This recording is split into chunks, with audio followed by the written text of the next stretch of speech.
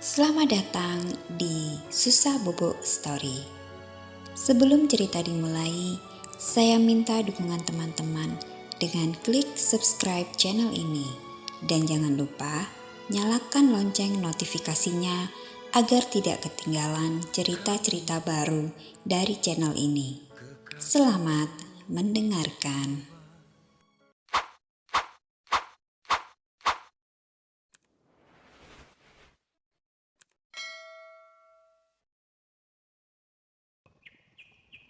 Rumah Pawon. Istilah rumah keluarga yang aku tempati sekarang. Karena rumah ini dulu milik Mbah Buyut kami dan turun-temurun dihuni anak cucu hingga sekarang. Aku bersyukur bahwa keluargaku masih lestari menjaga rumah ini tetap ada, sehingga anak cucu bisa terpayungi di sini hingga sekarang. Aku tinggal dengan om dan tante yang belum pada berkeluarga, jadi ya nyaman-nyaman saja. Apalagi masa kecilku ya di rumah ini.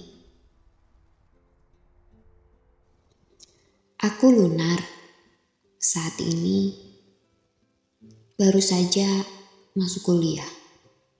Meski jauh dari orang tua karena pekerjaan mereka, tapi aku baik-baik saja. Aku sudah terbiasa mandiri sejak SMP, karena dulu pun aku tinggal di asrama semasa SMP. Jadi tinggal dengan om dan tante di rumah peninggalan Simbah ini, aku gak masalah. Simbah Buyut.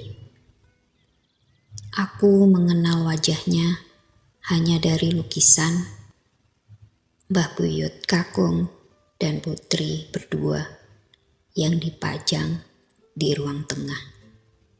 Dan namanya pun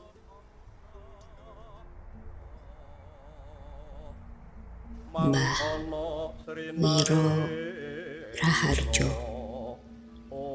Nama Mbah Buyut kakung dan Mbah Sumirah. Nama Mbah Buyut putri. Tapi masyarakat sekitar memanggil Mbah Buyut putri ya Mbah Wiro. Rumah Jawa joglo semi modern di pinggiran Solo, Jawa Tengah. Waktu bude kakak ayahku merenovasi rumah ini, dia tetap mempertahankan bentuk asli, suku-suku, dan atap joglonya. Asli dari kayu jati, zaman Mbah Buyut dulu. Tapi justru itu yang menjadikan rumah ini estetik dan beda di antara rumah-rumah modern tetangga di sebelah-sebelah kami.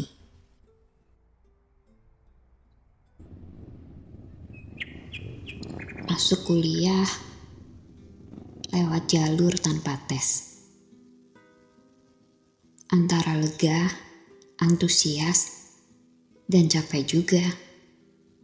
Karena kesibukan baru langsung menyeruak, memborbardir mental dan fisikku, tak memberi jeda padaku untuk bernafas dan selonjoran sesaat. Seperti tahun-tahun lalu, ketika aku masih di SMK, apalagi jurusanku broadcasting dan perfilman. Pasti selain ujian teori, kami juga harus menyelesaikan tugas-tugas lapangan, seperti wawancara, editing, hunting narasumber, cari konsep, urus perizinan, dan kompakin teamwork. Lah, yang terakhir ini nih yang susah. Karena etos kerja orang daerah rata-rata slow. Mungkin gak semua seperti itu, tapi aku mengalaminya sendiri. Karena hal-hal teknis, teamwork, dan lain-lain semacam itu di lapangan, job deskku jadi suka keteteran. Alhasil, aku sering menggarap editing dan scoring sampai larut malam. Hampir setiap tugas aku kerjakan hingga larut malam. Apalagi baru bisa istirahat di malam hari dan dapat moodnya juga malam-malam. Meski aku sadar kebiasaan begadang itu tidak bagus, tapi harus bagaimana lagi? Tugas-tugas itu harus kejar tenggat waktu kan?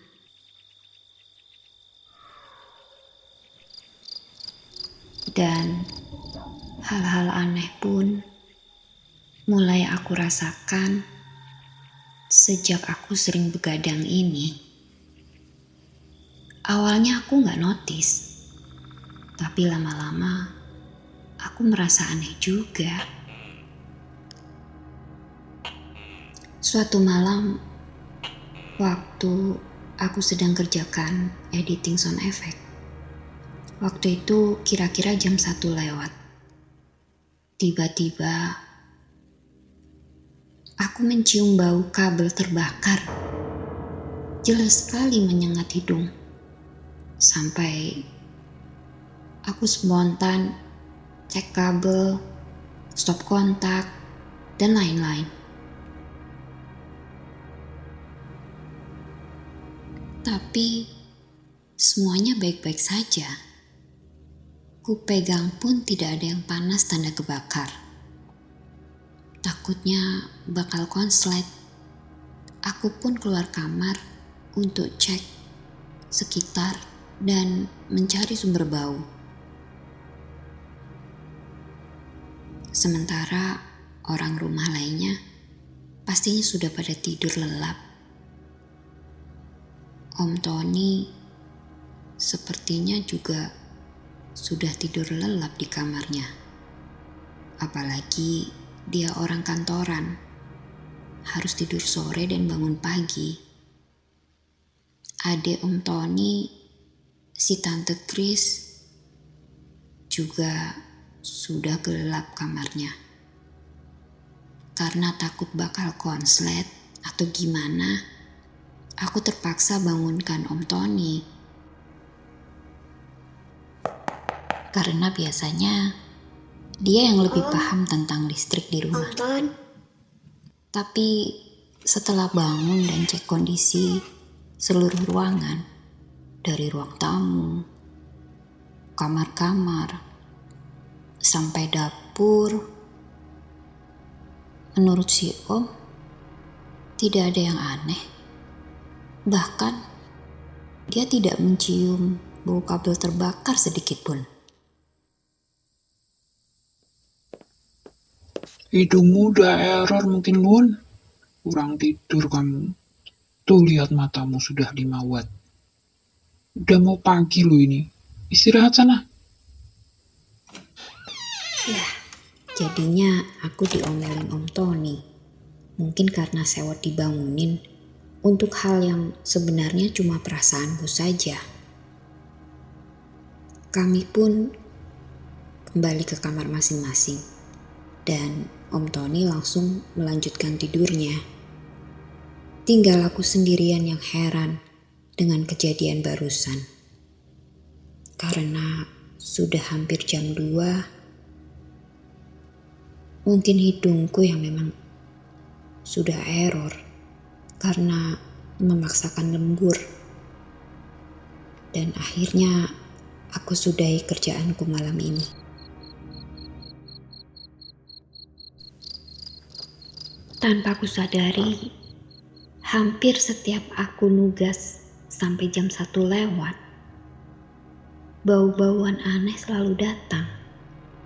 Entah itu bau kabel terbakar, singkong bakar. Itu sih mungkin tetangga sebelah, pikirku. Tapi suatu malam yang bikin aku mulai notice dan mempertanyakan keanehan ini adalah ketika suatu malam, sekitar hampir jam 2 malam waktu itu, aku mencium bau bakaran sampah di daunan halaman. Yang sayup-sayup, aku juga mendengar orang menyapu halaman dengan sapu lidi. Seperti aktivitas khas orang kampung zaman dulu. Zaman Simbah Putri dan Simbah Buyut juga pasti. Yang masih suka lagar-lagar di halaman rumah. Yang zaman sekarang saja kami sudah tidak melakukannya karena sudah pasti kena komplain tetangga-tetangga sebelah. Maklum, daerah kami sudah mulai padat penduduk. Warga asli dan pendatang sudah bercampur. Dan Pak RT pun sudah menghimbau untuk tidak bakaran sampah di halaman, kecuali saat kerja bakti di event-event nasional seperti 17-an dan event-event kerja bakti lainnya. Aku pun jadi menghentikan pekerjaanku dan mulai berpikir, kenapa setiap hampir jam 2 malam selalu ada saja hal-hal yang buat aku harus berhenti kerjakan tugas. Sambil bergidik, aku pun segera berberes, nge-save pekerjaanku, dan bergegas tidur. Hari berlalu, dan deadline tugas makin dekat. Karena kejadian-kejadian yang sudah-sudah, aku jadi minta temanku si Eka untuk temani aku mengerjakan tugas, supaya dia menginap di rumahku. Untung saja si Eka sudah selesai kerjakan job desk-nya. Dan kebetulan editing bukan dia yang pegang. Jadi agak longgarlah dia bisa temani aku.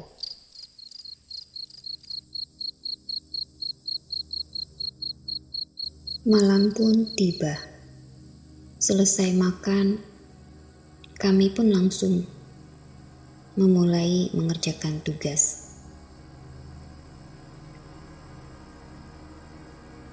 Aku pun langsung ngegas kerjakan tugas editing dan lain-lain yang harusnya tinggal finishing. Sementara si Eka agak santai.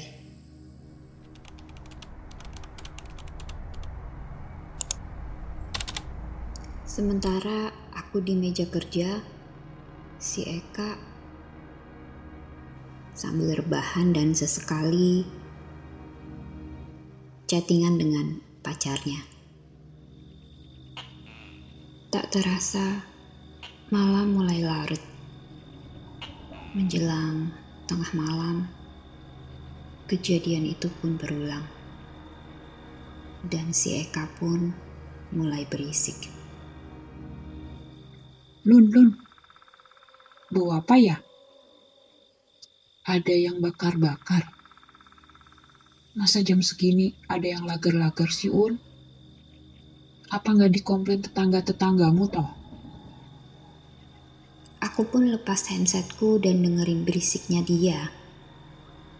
Aduh, dalam hati. Si Eka pakai berisik lagi.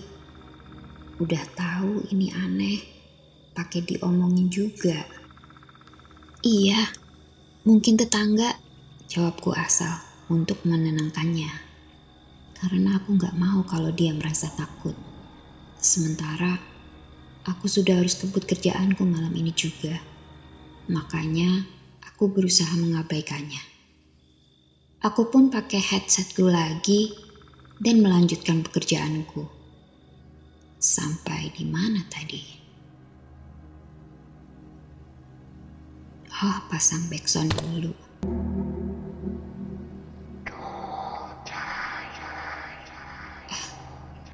Bentar. Kak, kamu ngomong apa barusan? Hah? Aku gak ngomong apa-apa. Orang lagi dengerin musik kok. Oh, kirain barusan kamu bisikin apaan gitu. Ya udah. Aku pun melanjutkan editing dan pasang headset kembali.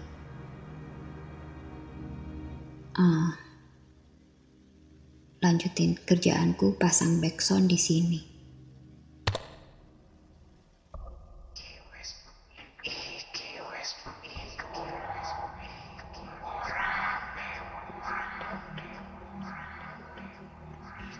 Hah? Aku mendengar bisikan-bisikan lagi. Dan spontan langsung menoleh ke Eka yang nyatanya memang sedang tiduran. Spontan aku melepaskan headsetku dan menghentikan pekerjaanku. Si Eka pun kaget. Udah kelar lu ya? Bagus deh. Tidur lu. Aku juga udah ngantuk. Iya, jawabku dan bergegas ke bed atas, langsung tarik selimut. Meski panik inside, aku gak mau si Eka tahu tentang apa yang baru saja aku alami. Dan aku pun berusaha memejamkan mata sambil masih keheranan dengan bisikan-bisikan yang baru saja aku dengar. Aku masih bergidik. Apalagi jelas aku rasakan hembusan angin seperti ada seseorang yang berada di sampingku untuk membisikkan langsung di kupingku. Tapi nyatanya si Eka sedang rebahan di tempat tidur yang jaraknya jauh dari meja kerjaku. Beberapa hari berlalu dan akhirnya aku berhasil menuntaskan tugasku sesuai deadline. Meski ada beberapa kekurangan, tapi akhirnya bisa kami loloskan dalam presentasi tugas. Sejak kejadian malam itu, aku tidak berani nugas malam-malam lagi. Sebisa mungkin, aku sempatkan kerjakan di hari terang. Dan jujur, masih ada tanda tanya tentang apa yang aku alami setiap larut malam kemarin-kemarin. Suatu hari, tanda tanya yang selama ini hanya ada di benakku, aku tanyakan kepada Bude yang kebetulan datang dari Jakarta untuk tinggal beberapa waktu di Solo. Bude mengatakan kepadaku untuk tidak perlu takut. Itu adalah Mbah Buyut yang bermaksud menjaga cucu-cucunya dan mengingatkan untuk jaga kesehatan. Apalagi kamu ada masalah punggung toh. Hardik Bude kepadaku. Bapak ibumu jauh. Gak ada yang ngerasin kamu lagi. Mungkin kamu lalai jaga kesehatan. Ya, si Mbah masih suka datang nengok cucu-cucunya, Lun. Masih kata Bude. Beda lagi kalau ada tamu atau keluarga lain yang datang dengan maksud yang kurang jelas. Simbah akan menampakkan diri dalam bentuk lain. Entah itu suara-suara aneh atau penampakan sosok lain. Pernah suatu ketika saudara jauh dari Surabaya datang. Mungkin ada maksud apa, orang rumah pun belum tahu maksud kedatangannya.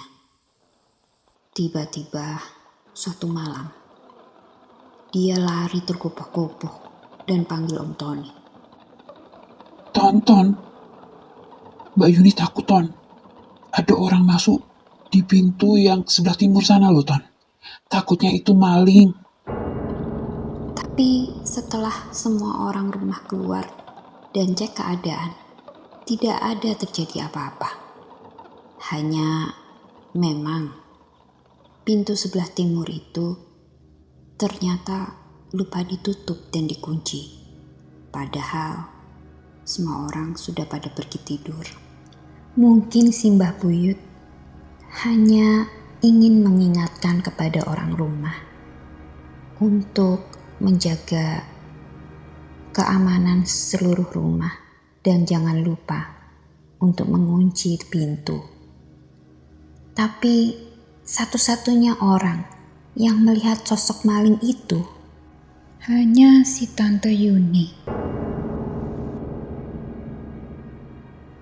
Tapi setidaknya dari penjelasan-penjelasan Bude, aku jadi tahu dan berusaha memahami keadaan bahwa memang keanehan-keanehan yang terjadi di rumah itu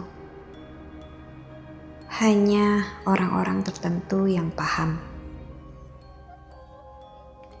terutama keluarga si Mbah Wiro ini, termasuk aku yang saat ini jadi memahami bahwa sesekali si Mbah Buyut suka menengok cucu-cucunya.